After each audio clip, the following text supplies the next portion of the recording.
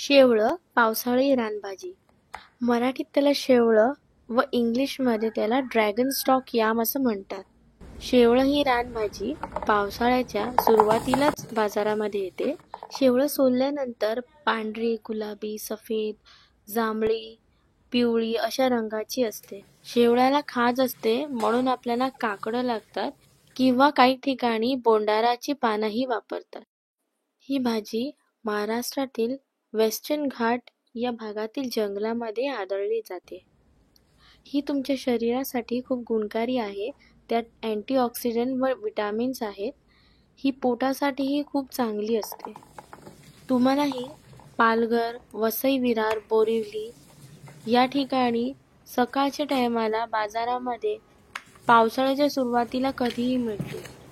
ही जंगली भाजी असल्यामुळे स्थानिक व आदिवासी लोक ही आवर्जून बनवतात.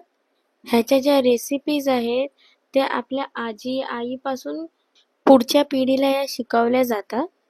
ह्याचं कवळं साल, मधला भाग व देठ हे तिन्ही वापरले जातात.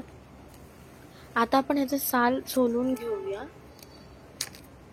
जितकी पण कवळी साल आहेत ती आपण भाजीमध्ये वापरू शकतात. हा तुम्ही बघू शकता पिवळ्या रंगाचा भाग, ही कुली आहे आणि ह्याच्याने भाजीला खाज येऊ शकते.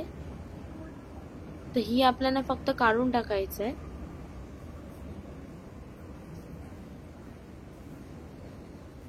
ही जर हाताला लागली तरीही खाज येऊ शकते.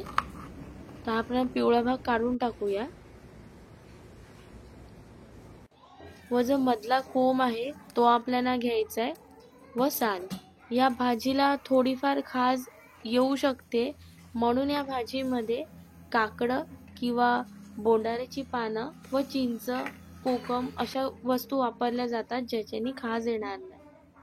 मधला कोंब व कवळं साल हे आपण घ्यायचं आहे. तुम्ही बघू शकतात की हा कोंब आहेत त्याचे वेगळे वेगळे रंग आहेत, पिवळा, जांभळा, सफेदसर. तर आपले कोंब आणि साल आपण नीट धुवून घ्यायचे.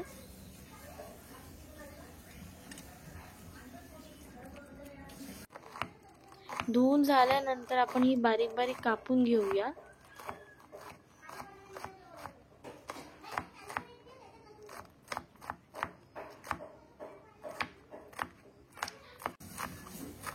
साल आपल्याला कवळीवालीच घ्यायचंय, काही जण घेतही नाही. आपल्या दोन्ही वस्तू कापून झालेल्या आहेत. आता एका टोपामध्ये पाणी घेऊन आपण ते 2 ते 3 मिनिटं उकळून घेऊया. उकळवल्याने त्याची थोडीफार खाज कमी होते. चाळणीमध्ये आता त्याचं अधिक पाणी काढून घेऊया. आता ह्याची आमटी, सुकी भाजी किंवा कोलंबीची भाजी बनवू शकतात. रेसिपीसाठी चॅनल चेक करा.